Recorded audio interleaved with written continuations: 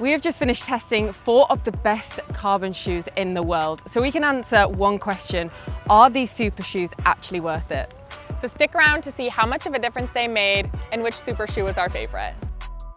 To put these shoes to the test, we're going to be doing a simple experiment. Firstly, we're going to go run a mile in our everyday shoes, and this will set up a baseline for the rest of the test. Then we'll run a mile in each of the carbons, tracking our heart rate and level of exertion, trying to keep that as close as possible to our baseline mile. And by doing this, we can compare the shoes head to head. I know this isn't perfect science, but it is one way to answer the question, are carbons really worth it? Okay, so right now we are going to run a mile in our everyday trainers to just create that baseline test for the rest of the shoes. For the baseline mile, I was wearing the Brooks Glycerin 22s. These are the shoes that I pretty much wear on all of my training runs and all of my long runs. I've been wearing Brooks since I started running. They're a neutral shoe and they've just worked for me so far. These are not carbon plated, but they have a lot of cushion to them. And my baseline mile ended up being 9 minutes and 12 seconds, and my heart rate was around 162. So for the baseline mile, I ran in the Saucony Endorphin 5s, and unlike the shoes that Aisha ran in, these Sauconys do have a nylon plate in them. A nylon plate is sort of that happy medium between an everyday shoe and a carbon plate, so it will be interesting to see how these feel compared to the fastest shoes on the market. Okay, nice. Wow. I've heard such good things about these. I feel like a lot of fast runners have these, so I'm so intrigued to try them. I've never tried them. I mean, we can't return them, can we? It's like a foam mattress on your feet. So great. Yeah, you've never worn carbons before, have you? It's exciting. The first mile we ran in the super shoes was in the Adidas Adizero Pro 4s. This was my first time ever wearing super shoes, and I didn't really know what to expect. These were way bouncier than I thought they would be, and they were super light. I ended up starting so much faster than I did in my baseline mile just because of how easy it was to get up to that speed. It felt like the shoes were encouraging me to run faster. I also really appreciated the support that they seemed to have in the ankle. Overall, they felt great and I really liked them. So I have to agree with Aisha on this one. These shoes make you want to run fast. They certainly left a great first impression on me, as I could literally feel myself being pushed off the ground by them. It was actually almost frustrating because I wanted to run fast in them, but obviously for the experiment, I was trying to hold back just to avoid my heart rate creeping up. But all in all, these are definitely a superb carbon shoe to run in. And another feature that is definitely worth sharing is the noticeable ankle support in the back of the shoe. This definitely makes the shoes feel way more supportive than other super shoes that I've tried. Very nice. Well, you can still feel that they are a carbon plated shoe, but it's not quite giving the same bounce. Our second super shoe was the New Balance FuelCell SuperComp V5s. And putting these on right after the Adidas, the first thing I noticed was that they didn't feel quite as bouncy.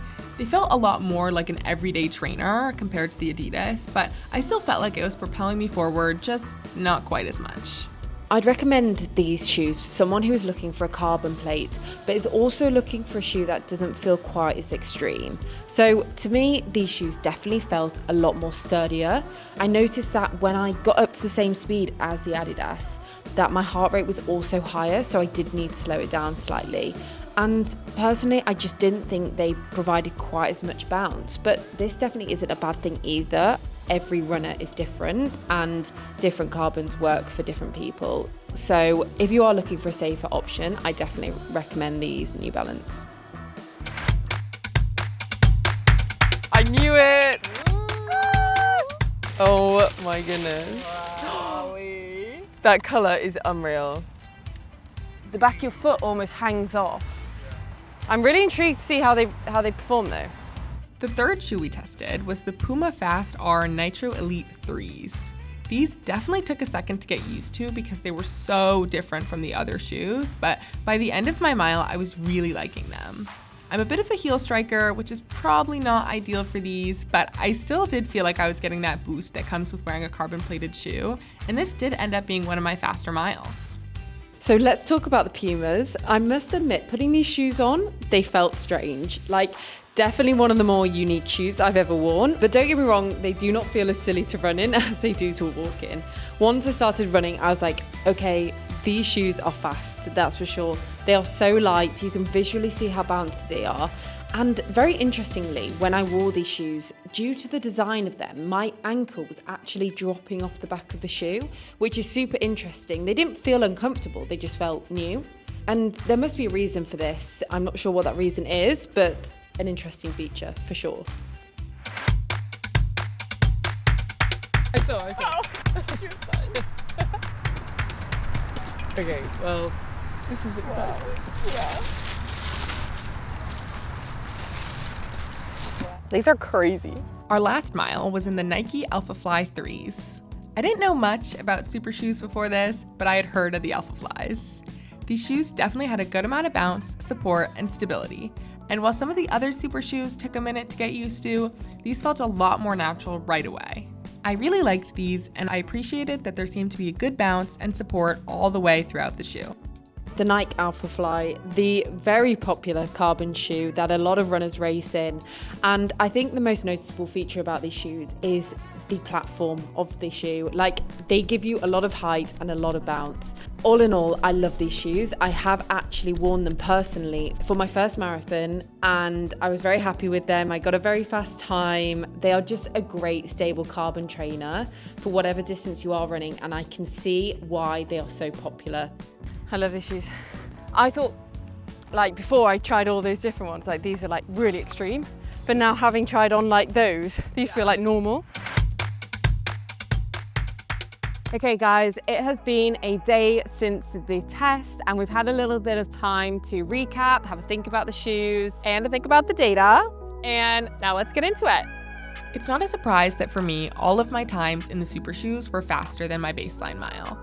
I feel like at the start of every mile, I was surprised at just how easy it was to get up to speed, and I felt like I was actively holding back to keep my heart rate similar. My fastest mile was in the Adidas, but all of these times were an improvement over my non-carbon plated shoes. You'll see that my heart rate was climbing throughout, but I think that had to do in large part with how hot it was getting. I would be really interested to try the test again in a temperature-controlled environment and see how that affects results. Okay, so what actually surprised me was that my baseline mile was actually my fastest, but I am going to pin that down to two reasons. Firstly, the Sauconys are a nylon plated shoe, and also like Aisha said, I did find myself holding back in the super shoes just to keep my heart rate the same. I think had the test been pushing these shoes to go their fastest, that's where we would have seen a greater improvement when compared to the nylon plated shoe. And also what you can see, that my heart rate was actually lower, all the same in the super shoes, despite it getting 10 degrees warmer throughout the test. And I was still getting super good speed out of them. If we were to redo the test, I'd love to try these shoes in an all-out mile. I can just tell there is so much more speed in the carbon shoes compared to the nylon or everyday shoe. Well, it's hard to say because obviously we did only run a mile in them. And I think all of these trainers are like from 5K to maybe like a full marathon distance. But I am really, really excited to try out the Adidas Adizeros. Like I mentioned, I have had like my time in the Alphaflys and I cannot fault them, like they are amazing. But I'm gonna go ahead and say my favorite are the Adizeros. Do you have an idea yet of which ones you're gonna pick? So I really loved both the Nike and the Adidas. So I think right now I'm like a little torn between them. I loved the bounce of the Adidas, but I think the Alphaflys, that support and stability that I was talking about, like in the ankle and in the arch, I think would really help me in that marathon distance specifically. So are carbon running trainers actually worth it? So personally for me, I would say carbon running trainers are definitely worth it. My focus is getting faster, and having carbon trainers is kind of the cherry on the cake. We can't forget all the other influencing factors. I follow a training plan, I do my strength training, I eat well, I sleep well. So when race day comes, I have all those factors that are going to hopefully help me run fast, but also, like I said, having carbon trainers do make me a faster runner, and they are the cherry on the cake. And I think it's important to remember that like everybody going into race day has different priorities. They have different goals. You know, these shoes are super expensive. And so if speed isn't your priority, I don't think that it would be a worthwhile investment. For me, I do want to see how fast I can go. So I think, you know, adding carbons to the mix is something that's really exciting because it just levels it up in a way that I think everyday trainers can't. So that's it for this video, guys. Hope you enjoyed, and let us know in the comments what other shoes you want to see us test, whether it's more super shoes or everyday trainers. Make sure you are liking this video and subscribing to Runna TV. And also, guys, as much as we'd love to keep all these carbon trainers, we know we can't do that. So head over to our Runna Instagram and keep your eyes peeled for a very exciting giveaway where you could get your hands on a pair of these. Until next time, guys. Bye.